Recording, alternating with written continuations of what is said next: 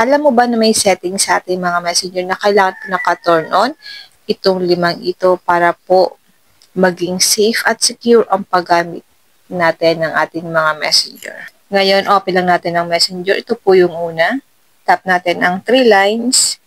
Tap settings. Tap lang natin ang privacy and safety. Then dito guys sa baba, meron po ditong protect IP address. Kailangan po natin ito guys, ito para po every time na meron tayong ka-video call sa ating mga cellphone, ay hindi po nila pwedeng ma-access ang ating mga IP address. Ito po yung mga naglalaman ng ating mga personal details like internet, like location sa ating mga phone. So, hindi po agad-agad na yan guys ma-access. Itap lang natin ang safe website browsing. Kailangan guys naka-turn on din itong safe website browsing para once na meron pong mga sites na nagtatry na kunin yung mga private info natin ay agad tayo manonotify ni Messenger. Itap lang natin ang end-to-end encrypted chats. Click security alerts. Click manage security alerts. Kailangan po naka-turn on po ang your device or case change para once na nilalagin po ang ating mga messenger sa ibang device ay manonotify tayo guys. Yan yung pang-apat guys. Back lang natin ito. Back.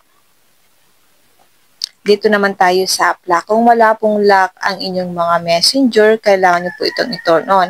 Para once na hiniram po ang inyong mga cellphone, hindi po nila basta-basta mababasa yung mga message or chat dahil po meron pong lock ang inyong mga messenger. So, meron kayong privacy.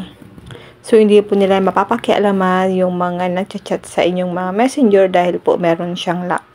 Kung wala pong mga lock ang inyong mga messenger, lagay nyo po agad ng lock.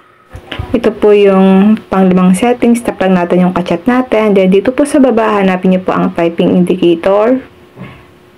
Tap lang natin yan. Kailangan po naka-turn on din ito para po malaman natin kung yung kachat po natin ay nagtatype na or nag-reply na po sa atin.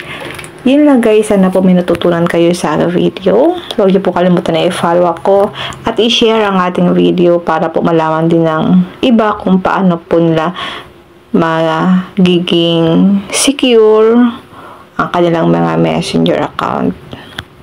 At huwag niyo pong kalimutan na i-follow ako para updated kayo sa mga ganitong video, tutorial, and now thank you for watching. God bless you all.